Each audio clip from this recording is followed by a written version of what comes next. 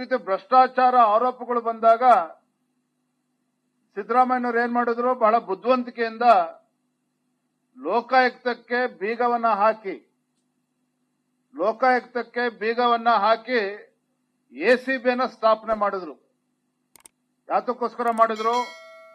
ಅಂದಿನ ಮುಖ್ಯಮಂತ್ರಿಗಳಾಗಿದ್ದಂತ ಸಿದ್ದರಾಮಯ್ಯನವರು ಅವರ ಮಂತ್ರಿ ಮಂಡಳದ ಮೇಲೆ ಬಂದಂತ ಆರೋಪಗಳನ್ನ ಮುಚ್ಚಿ ಹಾಕಿಕೊಳ್ತಕ್ಕಂತ ಸಲುವಾಗಿ ಆಂಟಿ ಕರಪ್ಷನ್ ಬ್ಯೂರೋ ಎಸಿಬಿಯನ್ನ ಸ್ಥಾಪನೆ ಮಾಡಿ ಅವರಿಗೆ ಬೇಕಾಗಿದ್ದಂತ ಅಧಿಕಾರಿಗಳನ್ನ ನೇಮಕ ಮಾಡಿದ್ರು. ಬಹಳ ಪಾರದರ್ಶಕವಾಗಿ ಆಡಳಿತ ನಡೆಸ್ತಾ ಇದ್ದೇನೆ ಅನ್ನುವ ಬಿಂಬಿಸ್ತಕ್ಕಂಥ ಪ್ರಯತ್ನ ಮಾಡಿದ್ರು, ಯಶಸ್ವಿನೂ ಕೂಡ ಆದ್ರು.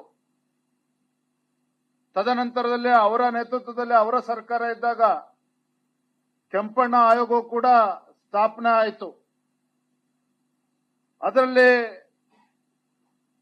ಸಿದ್ದರಾಮಯ್ಯ ವಿರುದ್ಧ ಗುರುತರ ಆರೋಪಗಳನ್ನ ಒಂದು ವರದಿಯಲ್ಲಿ ಉಲ್ಲೇಖ ಆಗಿದ್ರು ಸಹ ಅಂದಿನ ಮುಖ್ಯಮಂತ್ರಿಗಳು ಸಿದ್ದರಾಮಯ್ಯನವರು ಕಣ್ಮುಚ್ಕೊಂಡು ಕೂತ್ಕೊಂಡ್ರು.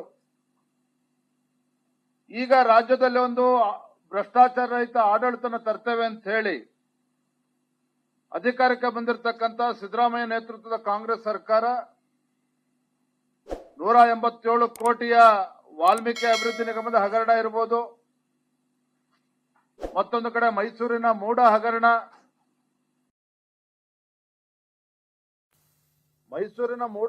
ಅಂತ ಹೇಳಿದ್ರೆ ಇಲ್ಲಿ ಎರಡು ವಿಚಾರಗಳು ತಾವು ಗಮನಿಸಬೇಕು. ಅಕ್ರಮವಾಗಿ ಮುಖ್ಯಮಂತ್ರಿಗಳ ಧರ್ಮಪತ್ನಿಗೆ ಪಾರ್ವತಿಯವರಿಗೆ ಬಂದಿರತಕ್ಕಂತ 14 ನಿವೇಶನಗಳು ಒಂದು ಕಡೆ, ಸಿದ್ದರಾಮಯ್ಯನವರು ಮುಖ್ಯಮಂತ್ರಿಗಳಾದ ನಂತರದಲ್ಲಿ ಇದೇ ಮೈಸೂರು ಮೂಡಾದಲ್ಲಿ 5,000ಕ್ಕೂ ಹೆಚ್ಚು ನಿವೇಶನಗಳು, ಸಾವಿರಾರು ಕೋಟಿಗೆ ಬೆಲೆ ಬಾಳ್ತಕ್ಕಂಥ ನಿವೇಶನಗಳನ್ನ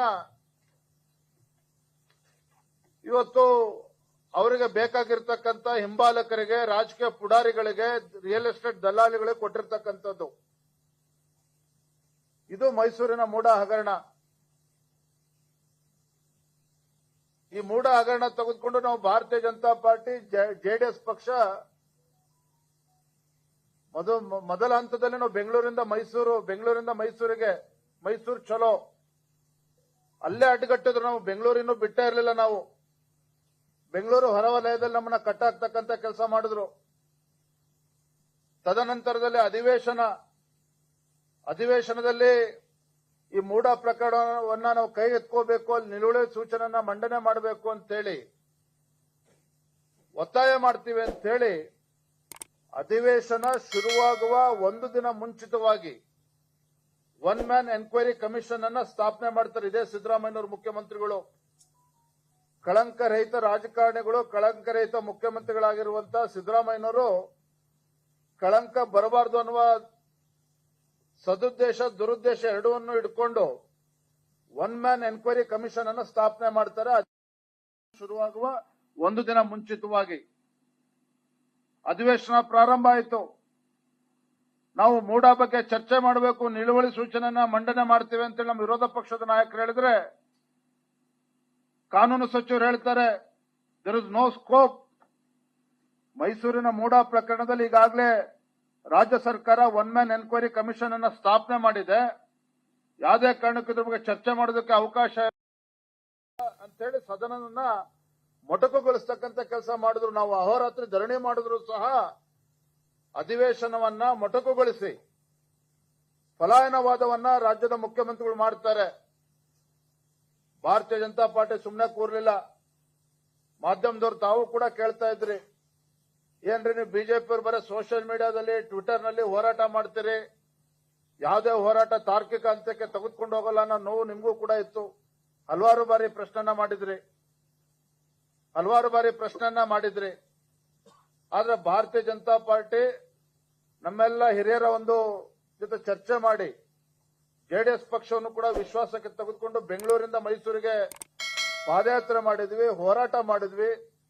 ಲಕ್ಷಾಂತರ ಕಾರ್ಯಕರ್ತರು ಕೂಡ ಆ ಹೋರಾಟದಲ್ಲಿ ಭಾಗವಹಿಸಿದ್ರು. ಇದರ ಪರಿಣಾಮ ಏನಾಯಿತು? ಒಂದು ಕಡೆ ಸಾಮಾಜಿಕ ಕಾರ್ಯಕರ್ತರು, ಸೋಷಿಯಲ್ ಆಕ್ಟಿವಿಸ್ಟ್ ಸ್ನೇಹಮಯಿ ಕೃಷ್ಣ ಇವತ್ತು ದೂರನ ಕೊಟ್ಟರು.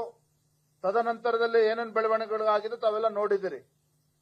ಯಾವ ಮುಖ್ಯಮಂತ್ರಿಗಳು ಸದನದಲ್ಲಿ ವಾಲ್ಮೀಕಿ ಅಭಿವೃದ್ಧಿ ನಿಗಮದಲ್ಲಿ ಹಗರಣ ಆಗೇ ಇಲ್ಲ ಅಂತ ಹೇಳಿದಂತ ಸಿದ್ದರಾಮಯ್ಯನವರು ಸದನದಲ್ಲಿ ಒಪ್ಕೊಂಡ್ರು, ಹೌದು ಹಗರಣ ಆಗಿದೆ, ವಾಲ್ಮೀಕಿ ಅಭಿವೃದ್ಧಿ ನಿಗಮದಲ್ಲಿ ಹಗರಣ ಆಗಿದೆ ಅಂತೇಳಿ ಮುಖ್ಯಮಂತ್ರಿಗಳು ಒಪ್ಕೊಳ್ತಾರೆ.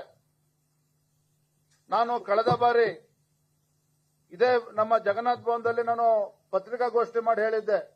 ಏನೊಂದು ಅಂಶವನ್ನು ಹೇಳಿದ್ದೆ, ಸಿದ್ದರಾಮಯ್ಯನವರ ಬಾಮೈದ, ಮುಖ್ಯಮಂತ್ರಿಗಳ ಬಾಮೈದ ಅವರು ಏನು ದೇವರಾಜ್ ಅವರಿಂದ 3 ಎಕರೆ 16 ಗುಂಟೆಯನ್ನ ಖರೀದಿ ಮಾಡಿದ್ರು ಮೈಸೂರಿನಲ್ಲಿ. ಇದು ಕಾನೂನು ಬಾಹಿರವಾಗಿದೆ, ಅಕ್ರಮವಾಗಿ ನಡೆದಿದೆ. ಕಾರಣ ಅಂತ ಹೇಳಿದ್ರೆ ಆ ಜಮೀನೇನು ಮುಖ್ಯಮಂತ್ರಿಗಳ ಬಾಮೈದಕ್ಕೆ ಕೊಟ್ಟಿದ್ದಾನೆ ಆ ದೇವರಾಜ್, ಅವನು ಒರಿಜಿನಲಿ ಅವನಿಗೆ he was not the title holder. ದೇವರಾಜ್ಗೆ ಜಮೀನು ಆ ಓನರ್ಶಿಪ್ ಇರಲೇ ಇಲ್ಲ ಅನ್ನುವ ಅಂಶವನ್ನು ಕೂಡ ನಾನು ಹೇಳಿದ್ದೆ. ಮತ್ತೊಂದು ಅಂಶವನ್ನ ಹೇಳಿದ್ದೆ, ದೇವರಾಜ ಒರಿಜಿನಲ್ ಲ್ಯಾಂಡ್ ಲಾರ್ಡ್ ಇಲ್ಲದೆ ಇರತಕ್ಕಂತ ಸಂದರ್ಭದಲ್ಲಿ ತದನಂತರದಲ್ಲಿ ಆಗಿರ್ತಕ್ಕಂಥ ಸಬ್ಸಿಕ್ವೆಂಟ್ ಟ್ರಾನ್ಸಾಕ್ಷನ್ 14 ನಿವೇಶನಗಳು ಕೊಟ್ಟಿರ್ತಕ್ಕಂಥದ್ದಿರ್ಬೋದು, ಇವೆಲ್ಲವೂ ಕೂಡ ಕಾನೂನು ಬಾಹಿರ ಆಗ್ತದೆ. ದ ಡೇ ವಿಲ್ ಕಮ್, ಒಂದಿನ ಬಂದೇ ಬರ್ತದೆ, ಮುಖ್ಯಮಂತ್ರಿಗಳು ತಮ್ಮ ತಪ್ಪನ್ನು ಒಪ್ಕೊಳ್ತಾರೆ. ಕಳಂಕರಹಿತ ರಾಜಕಾರಣಿಗಳು ಮುಖ್ಯಮಂತ್ರಿಗಳಾಗಿರ್ತಕ್ಕಂಥ ಸಿದ್ದರಾಮಯ್ಯನವರು ಅಕ್ರಮ ಆಗಿದೆ ಅಂತೇಳಿ ಒಪ್ಕೊಳ್ತಕ್ಕಂಥ ಒಂದು ದಿನ ಬಂದೇ ಬರ್ತದೆ. ಈ 14 ನಿವೇಶನಗಳನ್ನ ವಾಪಸ್ಸು ಮೂಡಾಗೆ ಸರೆಂಡರ್ ಮಾಡ್ತಕ್ಕಂಥ ದಿನ ಬಂದೇ ಬರ್ತದೆ ಅನ್ನೋ ಮಾತನ್ನ ನಾನು ರಾಜ್ಯದ ಅಧ್ಯಕ್ಷನಾಗಿ ಹೇಳಿದ್ದೆ. ನಿನ್ನೆ ರಾತ್ರಿ ಬಹಳ ಮಹತ್ತರವಾಗಿರ್ತಕ್ಕಂಥ ಒಂದು ಬೆಳವಣಿಗೆ ಆಗಿದೆ. ಸಿದ್ದರಾಮಯ್ಯನವರ ಧರ್ಮಪತ್ನಿಯವರು ಮುಖ್ಯಮಂತ್ರಿಗಳ ಗಮನಕ್ಕೂ ಬರ್ದೇನೆ, ಮುಖ್ಯಮಂತ್ರಿಗಳ ಸುಪುತ್ರ ಗಮನಕ್ಕೂ ಬರ್ದೇನೆ, ಮುಖ್ಯಮಂತ್ರಿಗಳ ಅಧಿಕೃತ ನಿವಾಸದಲ್ಲೇ ಕೂತ್ಕೊಂಡು ಮೂಡಾಗೆ ಪತ್ರವನ್ನು ಬರೆದಿರ್ತಕ್ಕಂಥ ವಿಚಾರ ನಿಮಗೂ ಕೂಡ ಗಮನಕ್ಕೆ ಬಂದಿದೆ.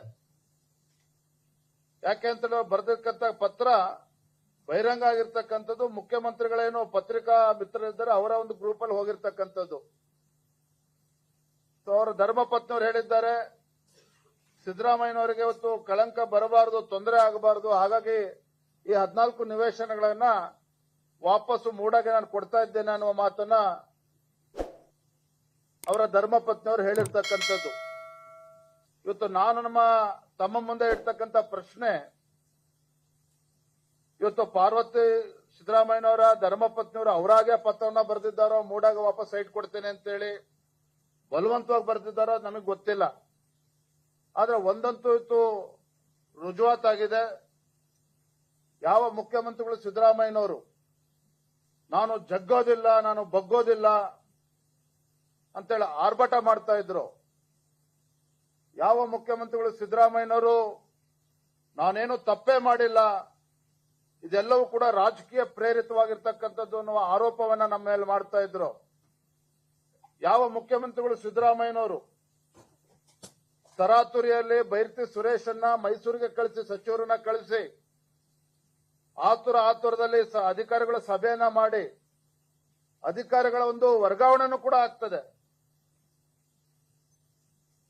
ಯಾವ ಸಿದ್ದರಾಮಯ್ಯನವರು ನಾನು ಇದ್ಯಾವುದಕ್ಕೂ ಕೂಡ ಹೆದರೋದಿಲ್ಲ, ನಾನೇನು ತಪ್ಪೇ ಮಾಡಿಲ್ಲ ಅಂತ ಹೇಳ್ತಾ ಇದ್ರು ಮುಖ್ಯಮಂತ್ರಿ ಸಿದ್ದರಾಮಯ್ಯನವರು. ಮತ್ತೊಂದು ಕಡೆ ಸಿದ್ದರಾಮಯ್ಯನವರು ಹೇಳ್ತಾರೆ, ಮುಖ್ಯಮಂತ್ರಿ ರಾಜ್ಯದ ಮುಖ್ಯಮಂತ್ರಿಗಳು, ನಾನ್ಯಾಕ್ರಿ ಸೈಟ್ ವಾಪಸ್ ಕೊಡಬೇಕು, ನಾನ್ಯಾಕೆ ವಾಪಸ್ ಕೊಡಬೇಕು, 62 ಕೋಟಿ ಕೊಡ್ತಾರ ನನಗೆ, 62 ಕೋಟಿ ನನಗೆ ಕೊಟ್ರೆ ನಾನು ವಾಪಸ್ಸು ನಿವೇಶನಗಳನ್ನ ಕೊಡ್ತೇನೆ ಅನ್ನೋ ಮಾತನ್ನ ಸ್ವತಃ ಮುಖ್ಯಮಂತ್ರಿಗಳು ಸಿದ್ದರಾಮಯ್ಯನವರು ಹೇಳಿದ್ರು.